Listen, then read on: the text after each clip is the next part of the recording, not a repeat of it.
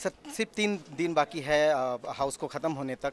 विदर्भ में ये जो सेशन चल रहा है, ऐसा दिख रहा है कि जो सत्ता पक्ष है वो विरोधी पक्ष की भी भूमिका रख रहा है और विरोधी पक्ष को बोलने नहीं दे रहे हैं। कोई भी सदन में गणतंत्र के ये दो, क्या बोलते हैं उसको, गाड़ी के जैसे दो पहिए होते हैं, वैसे ये दो पहिए हैं। सत्ताधारी पक्ष और विपक्ष दोनों चलेंगे तो गणतंत्र ठीक रहेगा। अभी एक चलने ही नहीं दोगे तो गाड़ी कैसे आगे बढ़ेगी? और ये गाड़ी आगे बढ़ाना ही नहीं चाहते। ना तो उनको विदर्भ पे चर्चा करनी है, ना उनके वो भ्रष्टाचार पे चर्चा करने देनी है, ना लोगों को कुछ मालूम पड़े ऐसा कुछ होने देना है। तो सबसे बढ़िया क्या है, सेशन बंद कर डालो।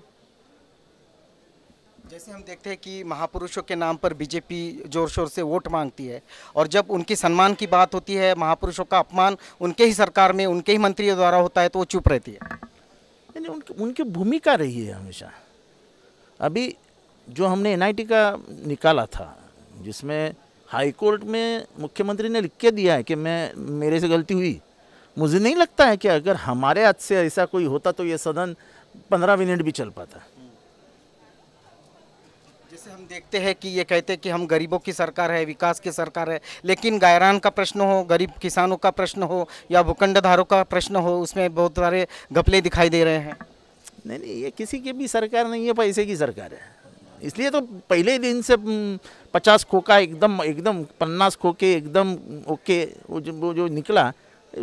अभी लोग घोषणा दे रहा ना, या सरकारची ओळख काय, 50 खोक्याशिवाय आहेच काय, खोखा ही पहचान हो गई उनकी। लेकिन विदर्भ का विकास जो बोल रहे थे फडणवीस जब सत्ता में नहीं थे, आंदोलन कर रहे थे, लेकिन अब सत्ता में होने के बाद उनकी बोलती बंद है। देखो, 3 विषय को इन्होंने हाथ डालना ही था। एक तो नागपुर, विदर्भ, संयुक्त महाराष्ट्र